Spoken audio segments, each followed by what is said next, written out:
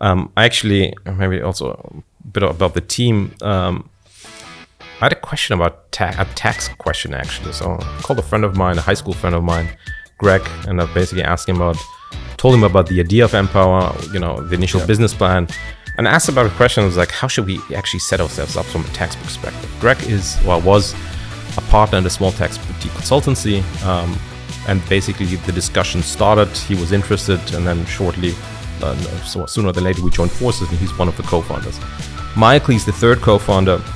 His background is in development financing. So he had that like me, that Africa experience. I mean, he's worked on consultancy projects for the World Bank, the African Development, KfW, done work in Mali, Uganda, Kenya. So we have those two of us who really have that Africa experience. Myself also in the finance, as well as solar energy space, Michael in the DFI, in the development financing space. And we had that, what I described before, problem of access to electricity.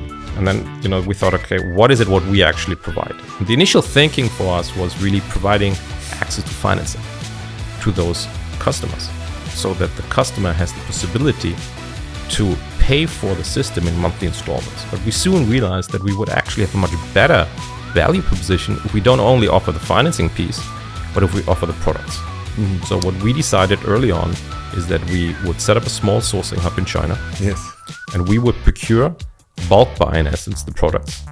We would then deliver them to our partners, and I'll explain it in a second. But that's the solar panels. When you talk about products, that's a solar panel. It's even more. It was then a decision or discussion we had. What shall we actually supply? Shall we only supply the solar panel? Shall we only supply the batteries? But no, what we said, we actually have a much bigger proposition if we basically supply complete packages. That means battery, solar panels, fridges, freezers, television, phones, solar pumps, a lot of productive use appliances, sprayers. So in essence, I sometimes like to say is like the end customer doesn't care whether he or she has electricity. He doesn't give a shit.